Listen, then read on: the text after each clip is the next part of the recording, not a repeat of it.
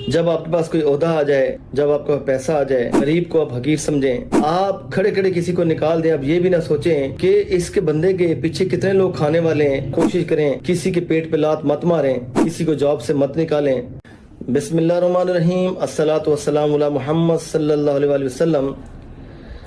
दोस्तों, लाख दुश्मनियाँ नहीं माना मगर ये काम मत करना। जब आपके पास कोई ओहदा आ जाए, जब आपके पास पैसा आ जाए, गरीब को आप हकीर समझें और खड़े खड़े आप किसी को निकाल दें और उसका ये भी ख्याल ना करें आप फैक्ट्री ऑनर हैं, आप किसी पोस्ट पे डायरेक्टर हैं, आप एमडी हैं, आप कुछ भी हैं, आप खड़े खड़े किसी को निकाल दें। आप ये भी ना सोचें कि इसके बंदे के पीछे कितने लोग खाने वाले हैं। आप जब इसका रिस्क तंग करेंगे, जब उसके घर में बच्चे भूखे मरेंगे तो क्या आपको दुआएं देंगे? कितने दिन तक आप इस पोस्ट पे बैठेंगे? क्या अल्लाह के हुजूर पेश नहीं होंगे? बिल्कुल होंगे। हम थोड़ी देर के लिए ये चीज़ें भूल जाते हैं। हम अपनी अना और ज़िद में आके लोगों का बेड़ा गर्क कर देते हैं, जॉब से निकाल देते हैं और फ़ौरन कहते हैं कि ऑन द स्पॉट इसको निकाल दीजिए।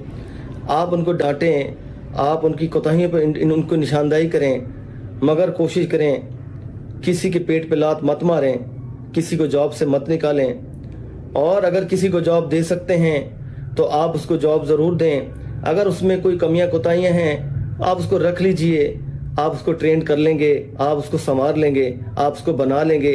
आप लोगों को अंदाज़ा नहीं है, जब बच्चा घर से निकलता है पीछे उसकी माँ, उसके बहन भाई इंतज़ार में होते हैं। आज हमारा भाई पढ़ लग गया है, आज वो जॉब के लिए गया है, अल्लाह करे उसको जॉब मिल जाए। हम बैठ के तराजू लगा देते हैं, हम अपनी ह्यूमन रिसोर्स ले आते हैं, हम अपने एथिक्स ले आते हैं, हम अपने प्रोफेशनलिज्म ले आते हैं, हम अपनी मर्जी नामर्जी करते हैं। हम किसी की मजबूरी को नहीं देखते कि एक पढ़ा लिखा शख्स है, अगर इसमें एक लैकिंग है तो वो हो जाएगी और हो जाती है कि हम इसको ले लें। इसकी घर की क्या मजबूरियाँ हैं, इसका चूल्हा जल पड़ेगा, इसकी रोज़गार शुरू हो जाएगी और इसके घर का किचन स्टार्ट हो जाएगा तो कितनी दुआएं आपको देगा। नहीं नहीं, हम ऐसा नहीं करते, हम बिल्कुल नहीं करते।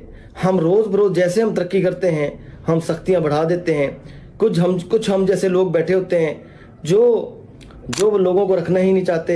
वो अपने ही नंबर बढ़ाने के लिए वो 10 लोगों को रिजेक्ट कर देंगे, 2 को पास कर लेंगे कि मैंने ये स्क्रीनिंग की है, मैं बड़ा तीसमार खान हूँ, मैं बड़ा काबिल आदमी हूँ। ऐसे लोगों को पनपते हुए मैंने नहीं देखा कि जो इस तरह का तराजू लेके बैठा है। अल्लाह रब्बे करीम ने हमारे लिए तराजू लिया है क्या?